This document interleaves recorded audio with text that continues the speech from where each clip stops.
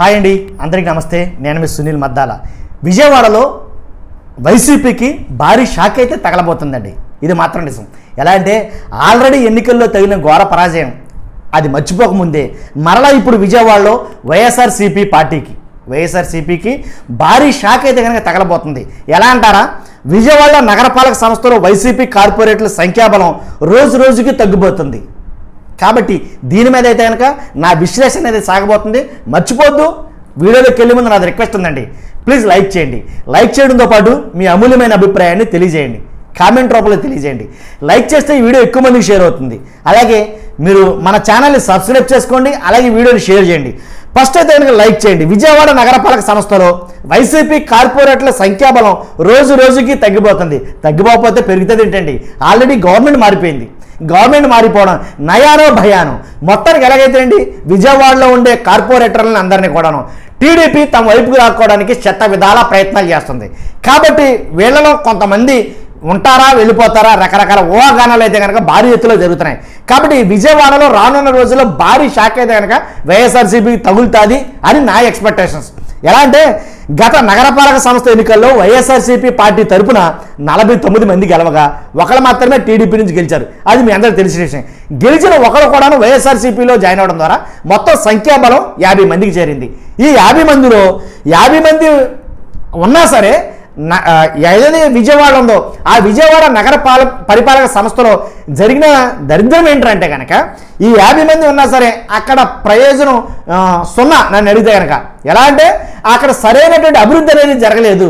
50 మంది కార్పొరేటర్లు ఉన్నా, ఎంతమంది ఉన్నా, 50 మంది ఉన్నా, 100 మంది ఉన్నా, అక్కడ జరగాల్సినటువంటి పనులు అయితే కనుక చాలా మట్టుకి జరగల 5 ఏళ్లలో. ఇది వాస్తవం.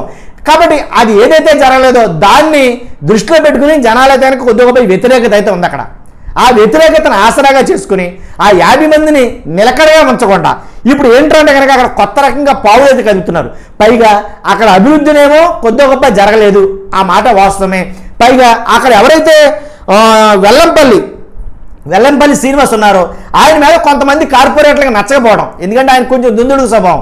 కాబట్టి ఆయన వల్ల కొంతమంది కార్పొరేటర్లు జారిపోతారు అని అంటారు, ఎలాంటి సందేహం లేదు. రాసి పెట్టుకోవచ్చు నా మాట మీరు. ఎందుకంటే 50 మందిలో ఒక వ్యక్తి అయితే కనుక ఎవరైతే వచ్చారో ఆయనతో పాటు ఇంకొక ఇద్దరు తీసుకెళ్ళిపోవడం చాలా మంది తెలిసింది. గతంలో వైసీపీలోకి వెళ్ళిన కార్పొరేటర్తో పాటు ఇంకో ఇద్దరు టీడీపీలోకి వచ్చేసారు. మిగిలిన వాళ్ళు జారిపోకుండా ఒక మీటింగ్ పెట్టాలని ఏదైతే జరగబోతున్నటువంటి ప్లేనరీ నగరపాలక సంస్థ జరగబోతున్నటువంటి మీటింగ్ ఈ నెల 28న నగరపాలక సంస్థ కౌన్సిల్ సమావేశం జరగబోతుంది. ఆ కౌన్సిల్ సమావేశం జరగే ముందు వీళ్ళందరినీ గ్యాదర్ చేయాలి, వీళ్ళందరినీ సంఘటితం చేయాలి, వీళ్ళందరికీ బలం చేకూర్చాలనే ఉద్దేశంతో వెల్లంపల్లి శ్రీనివాసు, అలాగే ఎవరంటే మేయర్ భాగ్యలక్ష్మి గారితో పాటు మాజీ ఎమ్మెల్యేలు వెల్లంపల్లి శ్రీనివాస్ గారు, అలాగే మల్లాది విష్ణు గారు, తూర్పు ఇన్ఛార్జి దేవినేని అవినేష్ గారు, వీళ్ళందరూ కలిపి ఒక మీటింగ్ అరేంజ్ చేయడానికి జరిగిందనమాట. అయితే శనివారం ఆ మీటింగ్ అరేంజ్ చేసినప్పుడు ఆ మీటింగ్కి ఇంచుమించుగా 11 మంది అయితే కనుక రాలా. ఎందుకని ఆ 11 మంది కార్పొరేటర్లకు వాళ్ళ ఆలోచన వేరేగా ఉంది, వాళ్ళ ఆలోచన.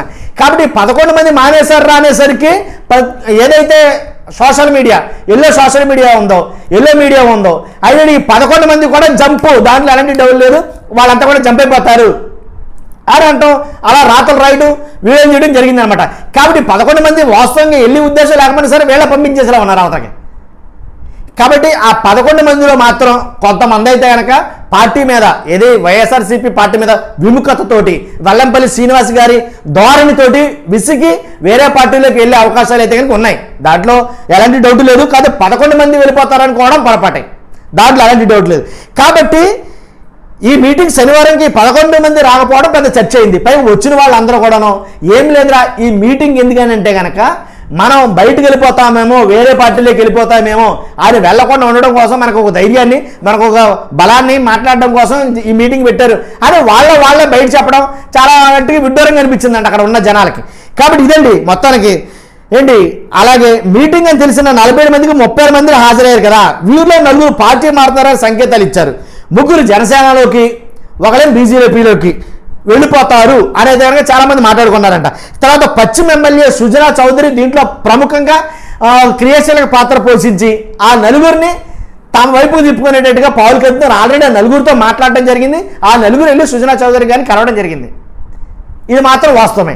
కాబట్టి మిగిలిన వారైనా ఉంటారా ఉండరా అంటే ఉన్న సంఖ్యాబలాన్ని ఎలా కుదించాలనే ప్లాన్ అయితే కనుక భారీ ఎత్తుకైతే కనుక వేయడం జరిగింది కూటమి. కాబట్టి ఎంతమంది ఉంటారు, ఎంతమంది వెళ్ళిపోతారు అనేది ఇంకా తెలియాలి నాకు తెలిసి. కాబట్టి ఎదండి విషయం. ఏదేమైనా ఇది మన మామూలు దెబ్బ కాదు, తీవ్రమైన భారీ షాకే వైఎస్ఆర్సీపీకి. చూస్తున్నాం మీరు అందరూ కూడా మీ అమూల్యమైన అభిప్రాయాన్ని ఎలా దీని మీద మీ అభిప్రాయం తెలియజేస్తారో ఖచ్చితంగా కామెంట్ రూపంలో తెలియజేయండి. మర్చిపోద్దు, నాకు మోటివేషన్ ఉంటుంది, ఈ వీడియో ఎక్కువ మందికి షేర్ అవుతుంది, లైక్ చేయడం మాత్రం మర్చిపోద్దు, కుదిరితే షేర్ కూడా చేయండి. Thank you very much.